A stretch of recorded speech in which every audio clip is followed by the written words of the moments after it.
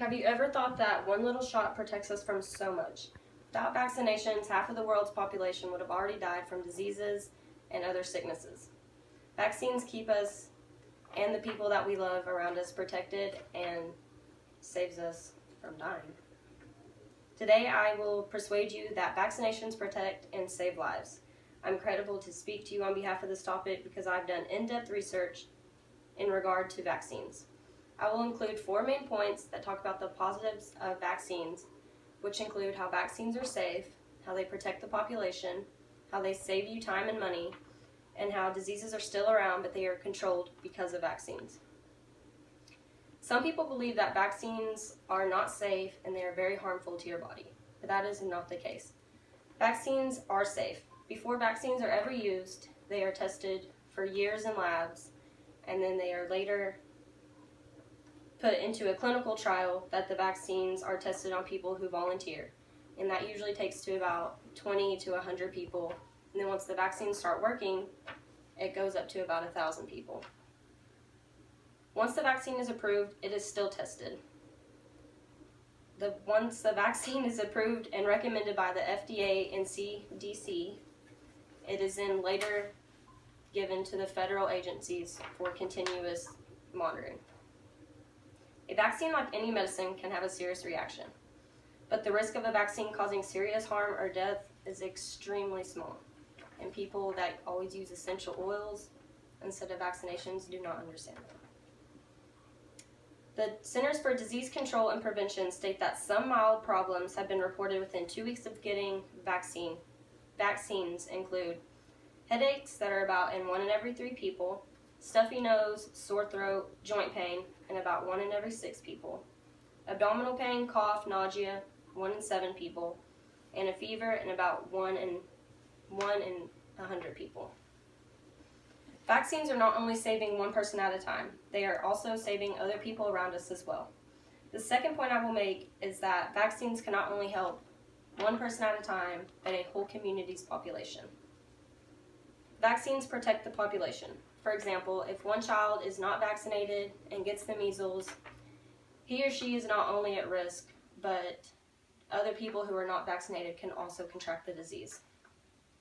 Dr. Mark Daughtry in Vaccinations for Special Populations says that special groups such as pregnant women, infants, and children under the age of 5 are at an increased risk of vaccine-preventable diseases.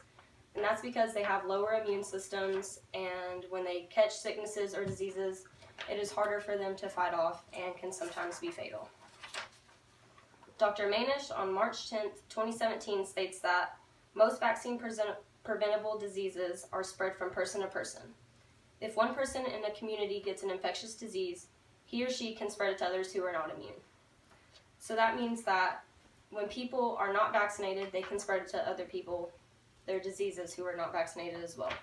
But people who are vaccinated cannot spread or get the disease because they are already immune. And that gives the disease fewer opportunities to spread and cause harm. This best explains herd immunity because a herd of people who are vaccinated cannot spread it to their little group.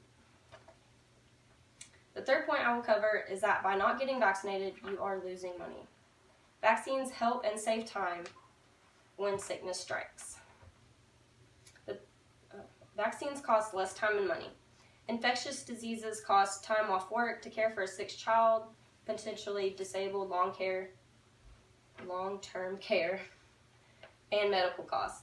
A child with vaccine-preventable disease can be denied attendance at school and daycare facilities because they do not want their child to spread it to other children. And getting vaccinated against these diseases is a good investment and is usually covered by most insurances. Saving children's lives is a goal of an organization called the Gates Foundation. It is most important factor in reducing childhood deaths in the GATE letter is increasing global vaccinations. That makes vaccines a great investment because vaccination rates are the highest they have ever been. And Bill Gates notes that for every dollar spent on childhood immunizations, you get $44 in economic benefits, which can result in net economic benefits up to $69 billion in the United States alone. The last point I will be making is that just because we have almost eradicated some diseases in our country does not mean that we can just stop vaccinating our children. That makes no sense. There are many statistics on how many diseases have disappeared and decreased from our country since vaccinations have become popular.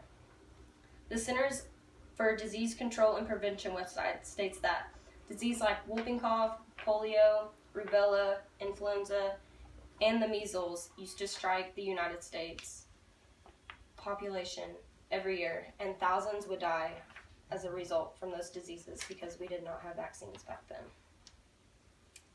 In the United States, children are recommended to be vaccinated against 16 diseases in their first couple of years of life. Walter Ornstein and Rafael Ahmed in April 10, 2017 state that all diseases have been reduced by more than 90% or have completely disappeared from our country. A recent analysis showed that vaccines have prevented at least 20 million cases of diseases, and 40,000 deaths. And that is a large amount of numbers just for the United States. Imagine what other countries are. In conclusion, I have presented 4 positives of vaccinations, which included how vaccines are safe, how they protect the population, how they save you time and money, and how vaccines control diseases. Today I've given you evidence to persuade you that vaccines protect lives. After my presentation today, do you think vaccines are important to our lives? Do you now see why vaccines are ethical and that we need them in our everyday lives? Yes.